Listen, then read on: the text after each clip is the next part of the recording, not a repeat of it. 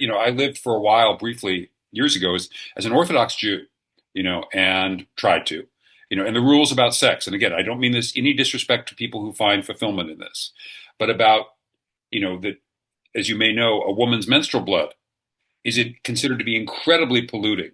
So not only do you not have sex on her period, but you don't have sex for several days after her period, and she has to go to a ritual bath called a mikveh uh, before you can have sex, and then you need to have sex that night after the mikveh.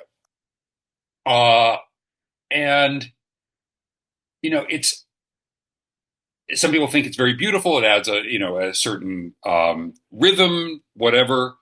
But there's no escaping this idea that if not handled in very precise legalistic ways, this whole thing becomes impure and destructive and demonic.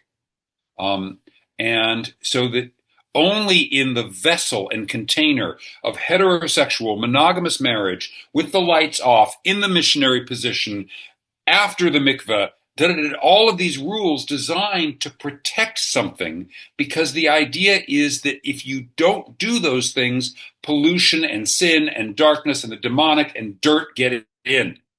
And it's so hard, even for those of us who are, for people who are secular. I'm not always secular. I think of myself as a very religious person in a lot of ways.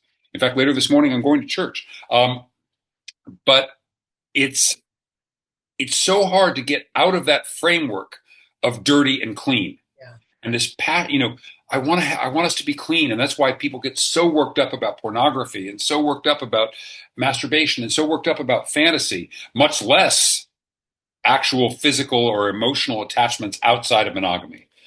And the end result is that so many of us feel dirty and ashamed so much of the time, because almost no one can live up to that ideal of sterility and purity. And it's crazy and absurd that we're still living with this in the year 2025, that human beings are not laboratories, for one thing. We're so much more complex than that. And human connection in all its forms, when done in a healthy way, is nothing but beautiful and beneficial.